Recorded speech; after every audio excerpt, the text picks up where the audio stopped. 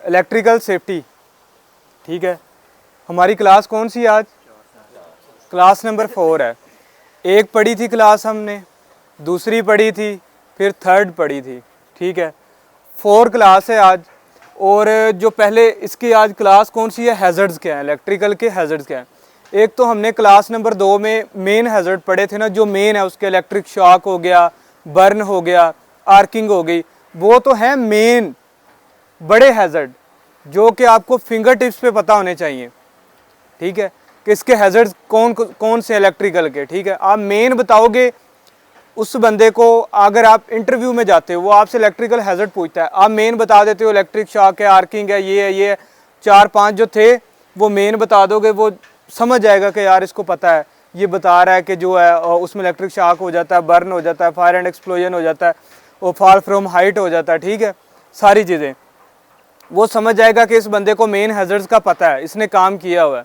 फिर वो आएगा आगे, जो इसके उन हैज़र्ड्स के अंदर जो ख़तरात हैं, उन हैज़र्ड्स के अंदर जो हैज़र्ड है, हैज़र्ड किसको कहते हैं? ख़तरे को। ठीक है, बड़े ख़तरात के अंदर भी तो छोटे ख़तरे होते हैं ना। इलेक्ट्रिकल का वो मेन है, उसमें तो बचत का 1% चांस है ही नहीं, 1% भी चांस नहीं है। इसमें भी चांस कोई नहीं है, क्योंकि इलेक्ट्रिकल का काम इतना ख़तरनाक है, इसकी सेफ्टी इतनी ज़रूरी है कि इसका छोटे से छोटा हैज़र्ड भी जो है ना, वो हमारे लिए जो है ना वो ख़तरे का बायस बन सकता है, जानलेवा साबित हो सकता है। कैसे? अब हमने ये जो हैज़र्ड है ना, ये स्मॉल हैज़र्ड है, वो मेन हैज़र्ड थे, उनमें से हमने निकाले हैं। इनके अलावा इंडस्ट्री में या कहीं पे भी आप इससे पीछे चले जाओ, इससे अलावा कोई भी हैज़र्ड और मौजूद नहीं है। ये हैज़र्ड है बस। वो आपकी क्लास नंबर 2 में क्या थे? क्लास नंबर 2 में मेन हैज़र्ड थे। ये उनके अंदर से जो है हमने निचोड़ निकाला है, बिल्कुल। इसके अलावा कोई और हैज़र्ड नहीं। आप बताओगे मेन हैज़र्ड, ये हैज़र्ड बता दो, वो आपसे पूछेगा और कोई हैज़र्ड बताएं, आप उसको श्योरिटी दें कि इसके अलावा और कोई हैज़र्ड नहीं है इलेक्ट्रिकल का। वो के आप उसको चैलेंज कर दें कि इनके अलावा कोई आप मुझे हैज़र्ड निकाल कर दिखाएं। ठीक है, अब देखें, सबसे पहले आ जाता है, हम सिर्फ हैज़र्ड की बात करेंगे। ठीक है, ख़तरा क्या है? प्रिकॉशन किसको कहते हैं? एहतियाती तदाबीर को। अब इससे ख़तरा क्या है और एहतियात कैसे करनी है, एहतियात को हम अभी डिस्कस नहीं करेंगे। हम अभी सिर्फ और सिर्फ ख़तरे को डिस्कस करेंगे। हमने वो मिक्स नहीं करनी, खिचड़ी नहीं बनानी इनकी। ठीक है, इम्प्रॉपर ग्राउंडिंग। इम्प्रॉपर कहते हैं कि तरतीब से काम करना। ठीक है, ये हेलमेट है। अब देखो, ये हेलमेट है, ये हेलमेट है, अगर ये पहनते हैं, सीधा पहनते हैं, तो ये प्रॉपर पहन लिया इन्होंने।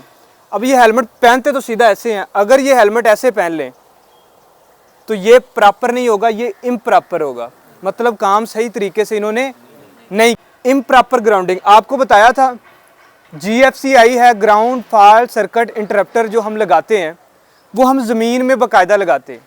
ठीक है, कोई भी मशीनरी है, मोटर है, बड़ी इलेक्ट्रिकल पैनल है, कोई भी हैवी इलेक्ट्रिकल इक्विपमेंट है, उसमें ग्राउंडिंग ज़रूरी है, उसमें GFCI लगना ही लगना, चाहे कुछ भी हो जाए। जिसमें इलेक्ट्रिकल का कोई है, करंट वगैरह है, कोई इलेक्ट्रिकल पावर है, एनर्जी है, उसमें ऊपर क्या करते हैं, हम उसके पेच लगाते हैं बॉडी में, उसके साथ एक वायर कनेक्ट करते हैं, उसको सीधा हम लेके जाते हैं ज़मीन में, कोई चीज़ भी राड लोहे का लगा के 1 से 1.5 फुट उसके साथ उसको कनेक्ट कर देते हैं।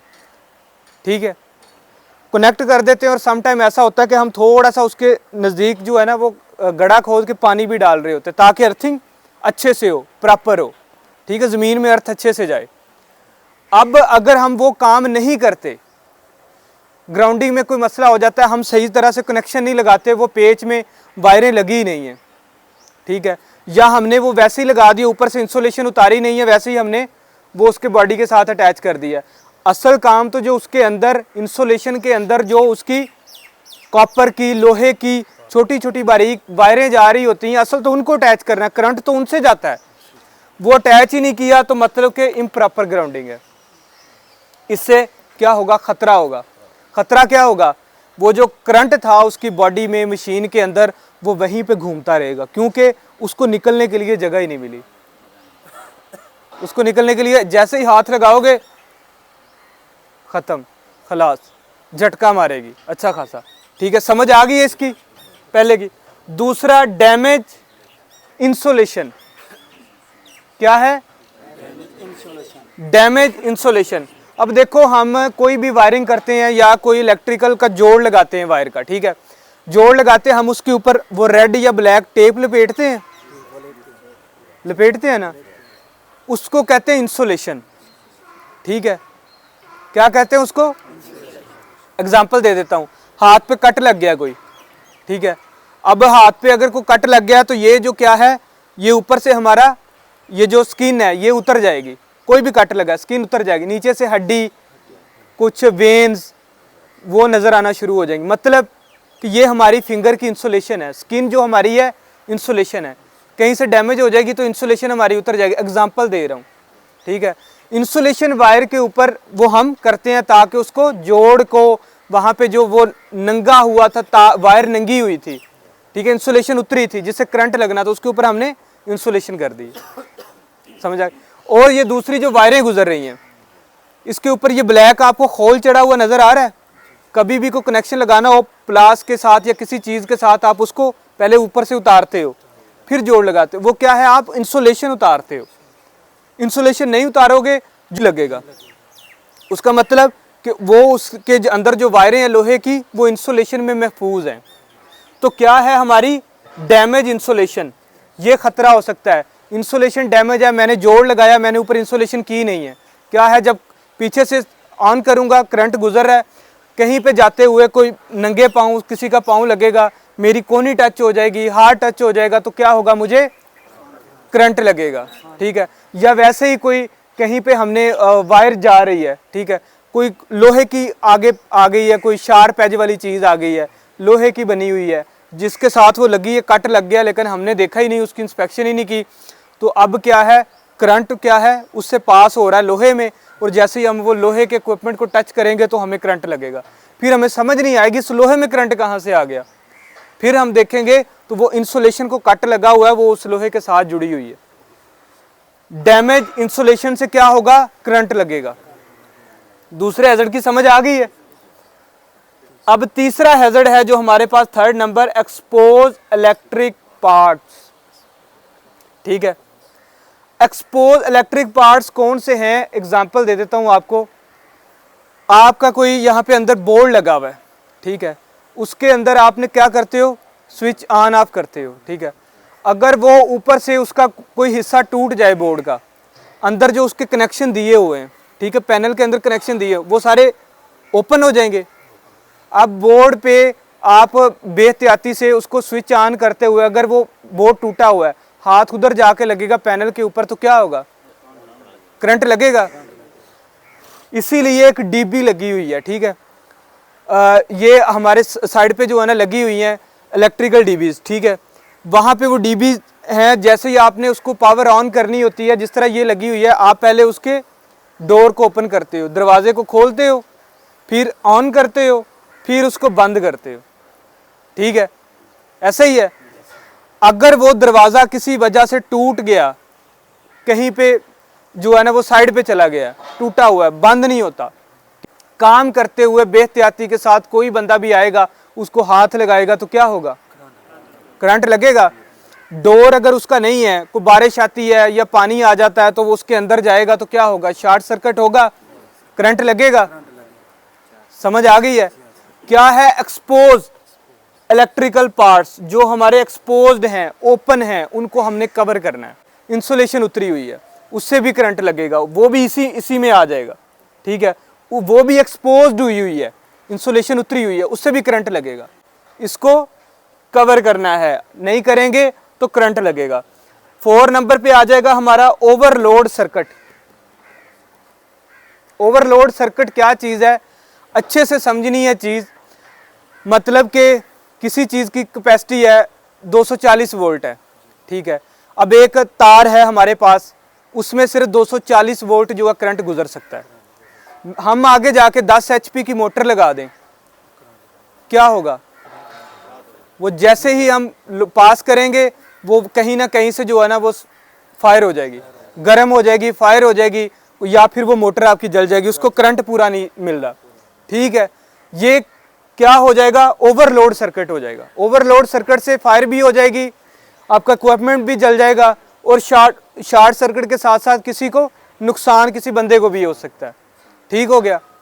ओवरलोड सर्किट क्या चीज़ है, मतलब कि जो चीज़ जिसके लिए बनाई गई है, डिज़ाइन की गई है, आपने उसी के साथ लगानी। ओवरलोड सर्किट नहीं होना चाहिए, लोड के मुताबिक होनी चाहिए। 240 वोल्ट गुजर सकते हैं, 240 वोल्ट ही जो है ना गुजरने चाहिए। ठीक है, 110 गुजर सकते हैं तो 110 वाली ही आगे मशीनरी लगानी है। ठीक है। 5वें नंबर पर इनएडिक्वेट वायरिंग। ठीक है, इनएडिक्वेट क्या कहते हैं, किसको कहते हैं, अब मैं आपको एग्जांपल दे देता हूं। ठीक है, ये लाइन है एक, यहां से यहां तक मैंने लाइन लगाई, ये ठीक लाइन लग गई है। ठीक है, मुझे यहां से यहां तक लाइन लगानी थी ब्लैक मार्कर से, ताकि कोई जगह खाली ना बचे। ये लाइन लग गई है, एडिक्वेट है, काफ़ी है। अब एक लाइन में लगाता हूँ, यहाँ से यहाँ से यहाँ से लगानी मुझे कंप्लीट थी, लेकिन हिस्से बच गए हैं बीच में। ये किस में आ जाएंगे, इनएडिक्वेट में आ जाएंगे। ठीक है, ये आपको साथ सिर्फ समझाने के लिए एक एग्जांपल दी है। इनएडिक्वेट ना काफ़ी, काफ़ी नहीं है मेरे लिए। मुझे भूख लगी हुई है, मैंने 2 चपातियाँ खानी है, लेकिन मेरे पास आधी चपाती है। ठीक है, आधी चपाती खाता हूँ तो वो मेरे के लिए क्या है, इनएडिक्वेट है, ना काफ़ी है, काफ़ी नहीं है, मेरा पेट उससे नहीं भरेगा। ठीक है, इसी तरह इनएडिक्वेट वायरिंग क्या है, इनएडिक्वेट वायरिंग ये है कि आप कोई भी लगाते हैं, कोई इक्विपमेंट लेते हैं। ठीक है, कोई भी इक्विपमेंट लेते हैं, उसके ऊपर एक पट्टी लगी होती है, उसके ऊपर ना कोई लंबी लंबी लाइनें लिखी होती हैं। ठीक है, ये इतनी पावर का जो है मशीन है, इतनी पावर की इसको, इतनी पावर इसको रिक्वायर्ड है, और उतनी ही जो हमने है वायरिंग उसमें करनी है। ठीक है, उतना पूरा उसको करंट देना है, ताकि वायरिंग इस तरह से हमारी डिज़ाइन हो कि करंट हमारा निकले। अगर हमें चाहिए 110 चाहिए, 110 निकले तो उसको 110 ही पहुँचे, इस तरह से हमने करनी। उसकी क्या है, क्वालिटी अच्छी होनी चाहिए। क्वालिटी 2 नंबर भी आ जाती है ना, अच्छी भी आ जाती है, लो भी है। मार्केट में जाते हो, एक जो है इलेक्ट्रिकल वायर है, उसका 1000 रुपये मीटर लगा लो, मीटर रेट है। एक वायर है उसका जो है ना 5 मीटर रेट है। अब आधा आधा फर्क है उसमें, जारी सी बात है, डिफरेंस तो होगा, फर्क तो होगा। अब यहाँ पे अगर 110 वाली पे कमज़ोर लगा दोगे कोई तार, तो क्या होगा, करंट उसको भी पूरा नहीं जाएगा, उससे भी शॉर्ट सर्किट होगा। तारें समटाइम होता है ना, हम कहते हैं यार ये हम कनेक्शन दे रहे हैं, इसकी तार गर्म बहुत हो रही है, गर्म हो जाती है बार बार, हाथ नहीं लगता इसको। क्या, क्यों कि हमारी वो इनएडिक्वेट वायरिंग होती है, काफ़ी नहीं होती। लिहाजा सूटेबल वायरिंग करनी चाहिए हमें, जो सूट करती हो वहाँ पे। ठीक है, समझ आ गई इसकी। वेट कंडीशन, वेट किसको कहते हैं, गीले को।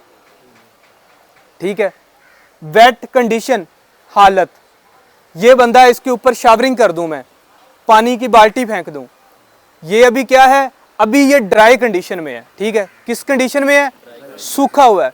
ठीक है, अभी ये जाएगा साइड पे काम करेगा, कोई चलेगा, गर्मी है, ये भीग जाएगा, किसी भी तरह से इसमें पानी आ जाए, भीग जाए, चाहे मैं इसके ऊपर पानी फेंक दूं, चाहे इसको पसीना आ जाए, चाहे इसके ऊपर बारिश आ जाए। ठीक है, तो ये किस हालत में आ जाएगा, वेट कंडीशन में आ जाएगा, गीला होगा।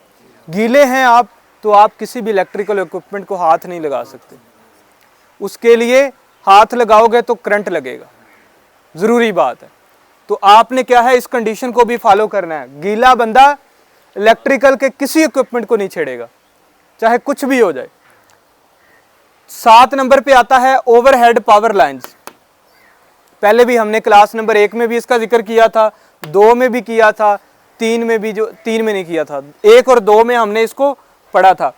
आपको बताया था कि आपके जो है गांव में, देहात में, सिटी में, स्ट्रीट में जो है घरों के ऊपर से कुछ तारें गुजरती हैं, उनको कहते हैं ओवरहेड। हेड, सर से ऊपर जो गुजरती हैं। ठीक है, जो हमारे सर से ऊपर, अभी ये हमारे ऊपर ये वायरें जा रही हैं, ये हमारे लिए ओवरहेड पावर लाइंस हैं। ओवरहेड होगी हमारे ऊपर सर से। पावर लाइंस कौन सी हैं, इसमें पावर जा रही है, बिजली जा रही है, एनर्जी जा रही है, तो ये पावर लाइंस हैं, ठीक है। अगर वैसे ही मैं कोई वायर बांध दूं, उसका कनेक्शन ना हो, वो वैसे ही एक वायर बांध दूं, तो वो पावर लाइन नहीं होगी, वो ओवरहेड लाइन तो होगी, वो पावर लाइन नहीं होगी, ठीक है। अब हमारे पास जो जा रही थी वो ओवरहेड पावर लाइन थी। उससे क्या होता है खतरा हमें, उससे ये खतरा होता है कि फॉर एग्जांपल यहाँ पे ओवरहेड पाइप पावर लाइन जा रही हैं, मैंने काम करना है, कोई हाइट पे चढ़ के, डिस्टेंस थोड़ा है, मैं कोई स्कैप फोल्डिंग का पाइप उठाया हुआ है, स्कैप फोल्डर है, स्कैप फोल्डिंग कर रहे हैं, 20 फुट का पाइप होता है, बड़ी लेंथ होती है, वो जैसे ही मैं उठा के लगाने लगा, मैंने नहीं देखा कि पीछे जो है ना लाइनें भी हैं, उसके साथ टच हुआ तो क्या होगा, करंट लगेगा। ऐसा ही है, कोई भी चीज मैंने उठाई काम करते हुए, मुझे पता नहीं चला, कोई चीज उसके साथ टच हुई, लाइन के साथ, करंट लगेगा।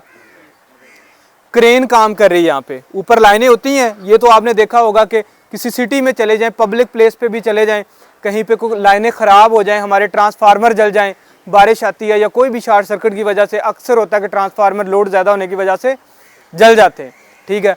क्रेन आती है उसको उठा के रखने के लिए, साथ ही ऊपर लाइनें होती हैं, वो कोई सेफ्टी सुफ्टी फॉलो नहीं करते। बहुत दफ़ा ऐसा हुआ है कि उसका जो बूम होता है क्रेन का, वो पता ही नहीं चलता, वो इधर देख रहे होते हैं, लोड को उठा रहे होते हैं, ऊपर से बूम निकालते हैं, लाइनों को टच होता है, पूरी क्रेन में करंट आता है, सबसे पहले उसके टायर ब्लास्ट होते हैं, एकदम से टायर ब्लास्ट होते हैं, उसके बाद क्रेन भी कोलैप हो जाती है, वो सारे खंबे जितने भी लगे हुए थे, वायरें लगी हुई थी, वो उस ओवरहेड क्रेन के बूम से वो भी नीचे आके गिरता, और क्रेन का बूम किसी के घर के ऊपर जाएगा, 2-3 बिल्डिंग गई, बिल्डिंग के अंदर लोग थे वो भी गए, कितना नुकसान हुआ, ठीक है। ओवरहेड पावर लाइंस की सेफ्टी ज़रूरी है, ठीक है, उसका हम आगे डिस्कस करते हैं कि क्या सेफ्टी कर सकते हैं। 8वीं और आखिरी, 8 नंबर और आखिरी जो हमारा हैजर्ड है वो damage tool and equipment, damage टूटे हुए, ठीक है, डैमेज टूटे हुए टूल क्या है जिनसे हम काम करते हैं, स्क्रू ड्राइवर हो गया, ठीक है, इस तरह की वो इक्विपमेंट में आएगा। टूल हमारे यही है जो हाथों से हम काम करने वाली ये चीज़ें, ठीक है। इक्विपमेंट हमारे क्या होंगे, जो हमारा सामान है, मोटरें हैं साइड पे, ये इस तरह की जितनी भी चीज़ें हैं, ये सारी हमारे इक्विपमेंट में आ जाती है सामान। टूल वो होते हैं जिनसे हमने काम करना होता है, इक्विपमेंट वो जो हमारे लगे हुए हैं, हमारी प्रॉपर्टी है, वो डैमेज नहीं होने चाहिए। क्यों, अब देखें, ये हमारे पास टूल एक स्क्रू ड्राइवर ले लेते हैं, उसका आपने देखा होगा जैसे ही आपको पेच कसते हो, पीछे उसके जो है ना वो दूसरा जो है प्लास्टिक टाइप, वो उसके ऊपर खोल चढ़ा होता है, जिसके ऊपर से आप पकड़ के उसको घुमाते हो, ठीक है। समटाइम ऐसा होता है, ये आपके पास जो छोटा होता है स्क्रू ड्राइवर, जिसको आप टेस्टर भी बोलते हो, ठीक है, आप समटाइम उससे करंट चेक करते हो, मीटर से भी वापडा वाले आके चेक करते हैं, आपको भी चेक करना होता है किसी भी चीज़ का। फॉर एग्जांपल मैं कहूँ कि ये लोहे का इक्विपमेंट है, इसमें करंट आ गया है, मुझे शक है, तो मैं क्या कहूँगा, वो लगा के यहाँ पे चेक करूँगा, वो उसके अंदर से एक लाइट जलेगी हल्की सी, पता चल जाएगा इसके अंदर करंट है कि नहीं। अब वो मुझे करंट क्यों नहीं लगा, उसके अंदर करंट आया तो वो लाइट जली है, मुझे क्यों नहीं लगा, क्यों, उसके ऊपर जो है वो हमारे उसके ऊपर वो चढ़ा हुआ, उसका खोल चढ़ा हुआ है, ठीक है। सेफ्टी खोल उसके ऊपर चढ़ा हुआ है, ठीक है, प्रॉपर है। अगर वो टूटा हुआ हो तो क्या होगा, करंट लगेगा मुझे। इसीलिए आपके टूल बिल्कुल एक्यूरेट होने चाहिए, एंड इक्विपमेंट भी आपका कोई टूटा हुआ नहीं होना चाहिए। साइडों पे कोई भी इक्विपमेंट है, कोई पंप ले लें आप, ठीक है, इलेक्ट्रिक पंप है, वो टूटा हुआ कहीं से अंदर से उसके जो है ना पैनल वगैरह वो बाहर आया हुआ है, कोई वायर है, तारों की ड्रेसिंग है, जनरेटर है, इसकी तारों की ड्रेसिंग सही नहीं है, तरतीब से नहीं लगाई गई, कहीं से जो है ना कोई वायर जो है उसकी इंसुलेशन उतरी हुई है, वो भी खतरा हमारे लिए। ये सारे क्या है, हैजर्ड समझ आ गए हैं, इनसे हमें खतरे क्या क्या हो सकते हैं। अब देख लेते हैं इनसे हम बच कैसे सकते हैं, ठीक है। खतरे तो हमने देख लिए, ये खतरे, बच कैसे सकते हैं। अब ना हम मिल के इनके खतरों का हल निकालेंगे।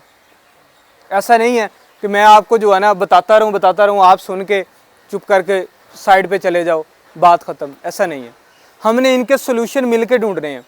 सेफ्टी कभी भी नहीं कहती, किताब के फलां चैप्टर में मैंने इलेक्ट्रिकल सेफ्टी में इम्प्रॉपर ग्राउंडिंग की प्रिकॉशन, हिफाजती तदाबीर ये लिख दी हैं तो उसकी यही हो सकती हैं, ऐसा कभी नहीं कहती सेफ्टी। आप अपने तौर पे अपनी बात आगे रख सकते हो, बता सकते हो कि नहीं इससे ये खतरा भी हो सकता है, किताब में नहीं लिखा, मुझे किसी ने बताया नहीं, लेकिन ये खतरा हो सकता है, आपकी बात मानी जाएगी अगर वैलिड हुई तो। ठीक है, इम्प्रॉपर ग्राउंडिंग से क्या होगा खतरा बता। इलेक्ट्रिकल डीबी है, उसमें करंट है, वो ग्राउंडिंग प्रॉपर नहीं हुई तो उससे क्या खतरा होगा? करंट लगेगा, जाहिर सी बात है। अगर प्रॉपर नहीं है नहीं होगा, उसमें ही रहेगा करंट डीबी में। ठीक है, तो हमें क्या है, करंट लगेगा, जैसे ही हाथ लगाएंगे करंट लगेगा। तो कैसे उसकी हिफाजती तदाबीर क्या क्या होनी चाहिए? प्रॉपर इंसुलेशन उतार के पेज के अंदर अच्छी तरह टाइट करके फिर वो प्रॉपर ड्रेसिंग के साथ जो है वो उस राड के साथ लगानी है। राड पेंटेड नहीं होना चाहिए, पेंट में थिनर होता है, फायर होने का खतरा है। प्रॉपर डायरेक्ट उसको लोहे के साथ लगाओगे जो 1 से 1.5 फुट नीचे है तो प्रॉपर उसमें क्या है, करंट पास होगा। हल्का हल्का हो सके तो पानी भी डाल दो। ठीक है, हमारे जो होते हैं देहातों में जो हमारे ट्रांसफार्मर हैं या जितने भी हमारे इलेक्ट्रिकल जो पैनल लगे हुए हैं, ठीक है, या कोई भी है, उसके साथ ना एक लगी होती है, एक तो वायरें जा रही होती है, एक वायर ऐसे ना टच करके उन्होंने साथ ज़मीन में लगाई होती है।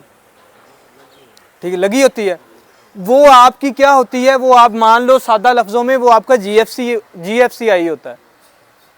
ठीक है, वो आपकी प्रॉपर ग्राउंडिंग होती है। ठीक है, उससे हम क्या है, इम्प्रॉपर ग्राउंडिंग से इन चीज़ों को फॉलो करके हम बच सकते हैं। ठीक है, अब डैमेज इंसुलेशन क्या है? डैमेज इंसुलेशन जारी सी बात है, इंसुलेशन डैमेज होगी, करंट लगेगा, हम वहाँ पे इंसुलेशन कर देंगे, प्रॉपर उसकी चेकिंग करेंगे। ठीक है, जैसे ही कोई मैंने ग्राइंडर इस्तेमाल करना है, मैं सबसे पहले ग्राइंडर की भी इंस्पेक्शन करूंगा, उसकी कंप्लीट वायर की इंस्पेक्शन करूंगा, कट तो नहीं लगा हुआ। कल मैंने काम किया था, कट लगा हो सकता है, किसी और ने काम किया, उस कट लगा, उसने एहतियात नहीं की, उसका जो है आगे सेप्टिकल है, उसके अंदर बिल्कुल कोई वायरें निकली हुई तो नहीं है, टूटा हुआ तो नहीं है। हम क्या है, इंसुलेशन जो है उसकी प्रॉपर चेक करेंगे तो हम अपने खतरे से बच सकते हैं। एक्सपोज इलेक्ट्रिकल पार्ट्स, आपको बताया था जो पैनल आपके टूटे हुए हैं, जिनके आगे डोर नहीं है, कवर नहीं है, तो उनको क्या है, हम कवर लगा देंगे, प्रॉपर उनको क्या है, ढांप देंगे किसी चीज़ के साथ ताकि हमें करंट नहीं लगे। ठीक है, जो एक्सपोज हैं उनको हम कवर कर देंगे, उससे भी हम बच सकते हैं। ठीक है, वो कैसे होगा, वो प्रॉपर हम इंस्पेक्शन करेंगे उनकी तो ही होगा, हमें इंस्पेक्शन करते रहना चाहिए। ओवरलोड सर्किट क्या है कि हमने ओवरलोड नहीं डालना किसी पे भी। अगर किसी को 110 लोड रिक्वायर्ड है तो हमने ऐसी वायर लगानी उसके साथ जो 110 करंट को पास करके वहाँ तक ले जाए। ठीक है, ओवरलोड ना हो।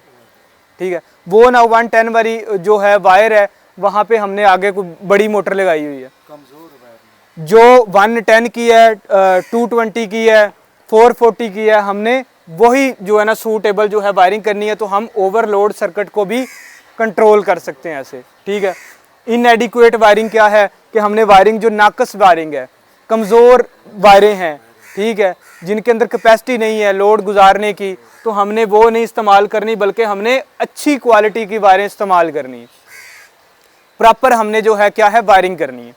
ठीक है, तो हमारा ये हैज़र्ड भी कंट्रोल हो जाएगा। ठीक है, वेट कंडीशन क्या है, बंदा गीला है तो हाथ लगाएगा, करंट लगेगा, लेकिन हमने क्या है, अपने आप को सबसे पहले, अगर गीले हैं तो ड्रेस चेंज करना है, अपने आप को खुश करना है, शूज़, सेफ्टी शूज़ पहने होने चाहिए। ठीक है, ज़मीन के साथ ताकि आपका कॉन्टैक्ट ख़त्म हो, सेफ्टी ग्लव्स पहने हुए होने चाहिए। ठीक है, ये सारी एहतियाती तदाबीर करके आपने वेट कंडीशन को ख़त्म करके ड्राई कंडीशन में आ जाना है, खुश कंडीशन में, फिर आपने उसके साथ काम करना है। ओवरहेड पावर लाइन्स हैं तो इसके साथ हम क्या करेंगे, तारें गुजर रही हैं, ठीक है, हमने काम भी करना है, क्या करेंगे, सबसे पहला हाल तो ये है उस हैज़र्ड को एलिमिनेट कर दो। कैसे, पीछे से पावर ही ऑफ कर दो। ठीक है, हमने तो वैसे भी उस एहतियात करनी है कि उसके साथ कुछ चीज़ टच ना हो, नुकसान ना हो, ठीक है, टूटे ना वो वायरें। ठीक है, अगर हो भी जाती है इन केस कि उसमें पावर ही ना, बिल्कुल पावर ही ना, उसको लोटो कर दें। लोटो क्या चीज़ होती है, ये एक लंबा चौड़ा चैप्टर है, बाद में आपसे डिस्कस करेंगे। तो उसको भी हम क्या है कंट्रोल कर सकते हैं, या अपने काम को किसी और जगह शिफ्ट कर लें, सेफ्टी मार्जिन रख के हमने काम करना है। डैमेज टूल एंड इक्विपमेंट क्या है, टूल की डेली इंस्पेक्शन करनी चाहिए। जो भी आपने टूल इस्तेमाल करना है डेली उसकी इंस्पेक्शन करो, टूटा हुआ उसको चेंज करो, रिप्लेस करो, उसको जो है मेंटेनेंस करवा के ओके करो। इक्विपमेंट है जिस पे आपने काम करना है, साइड पे जाते हो, मशीनरी चलानी है, सबसे पहले उसकी चेक लिस्ट उठाओ, उसको देखो बाकायदा से क्या क्या चीज़ें इसमें मैंने चेक करनी है, सेफ्टी पॉइंट कौन से हैं, कंट्रोल कैसे कर सकता हूँ इनको मैं, और हर चीज़ आपने ईच एंड एवरीथिंग चेक करके उस इक्विपमेंट को आपने रनिंग कंडीशन में लेके आना है। डेली इंस्पेक्शन से हम इसको भी क्या है कंट्रोल कर सकते हैं। अब आपको कोई पूछे इलेक्ट्रिकल हैजर्ड क्या है, बता सकते हो ये हैजर्ड है, पैनल है टूटा हुआ है, इसके ऊपर तो कवर ही नहीं है, इससे क्या खतरा होगा। आप उससे कहोगे कि यार इसको इलेक्ट्रिशियन को कि यार इसका ऊपर डोर लगाओ, इसको कवर करो बाकायदा से, वो आपको कहेगा कि क्यों लगाऊं, क्या ज़रूरत है। आप फिर उसको बताओगे इसके ये हैजर्ड हो सकते हैं, जान जा सकती है, जान से बड़ी चीज़ तो कोई नहीं है।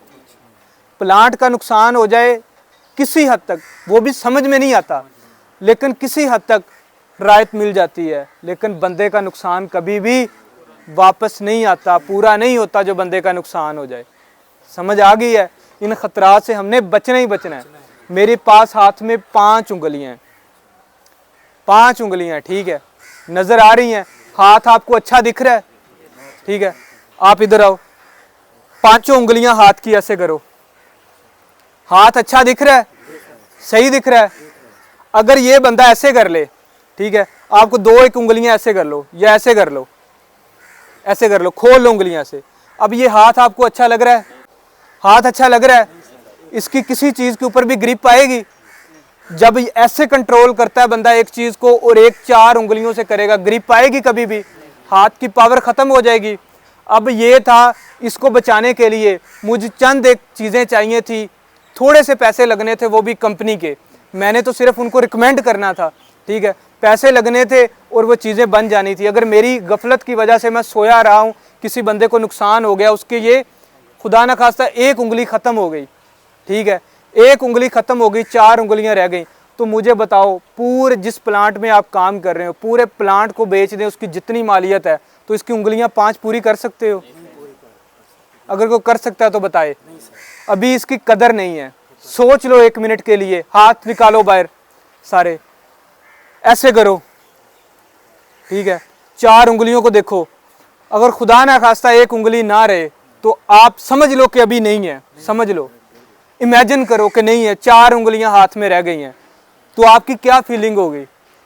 सबसे पहले आप कहोगे कि यार मैं इनको देखूं, मैं कैसे इनको रिकवर कर सकता हूं, ठीक है, खुद दिल को अफसोस होगा, मैं काम नहीं कर पाऊंगी, जहां पे काम के लिए जाऊंगा हो सकता है वो कंपनी मुझे उसी दिन निकाल दे।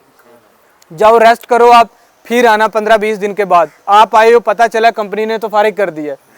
हमें चाहिए नहीं बंदा, 4 उंगलियां काम तो कर ही नहीं सकेगा, उल्टा नुकसान करेगा, कोई चीज़ उठा के हाइट के ऊपर कोई चीज़ लेके आएगा, इसकी हाथ में ग्रिप नहीं है, चीज़ फेंकेगा, किसी का सर भी फाड़ेगा। घर जाओगे, बच्चे, बीवी, माँ, बहन सारे परेशान होंगे, क्या होगा कि इसकी उंगली कट गई है, आप भी परेशान, घर वाले भी परेशान, सोर्स ऑफ इनकम रुक गया, कंपनी ने निकाल दिया, हालात कहाँ से कहाँ पे आ जाएंगे सोच नहीं सकते हो। लम्हे लगते हैं, मोमेंट्स लगते हैं कि बंदा कैसे का कैसे हो जाता है, ठीक है।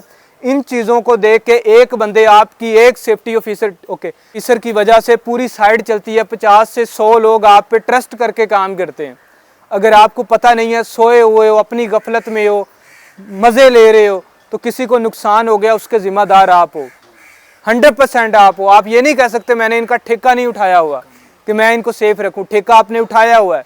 आपने कहा था कि मैं ये काम करके दिखाऊंगा, हमने आपको प्रॉपर ट्रेनिंग दी है, आपने साइड पे जाके ये चीज़ें इंप्लीमेंट करनी है, बतानी है लोगों को, अवेयरनेस देनी है इस चीज़, तभी लोगों को अवेयरनेस आएगी। समझ आ गई है? इन चीज़ों को फॉलो करना है, रिपीट भी करना है।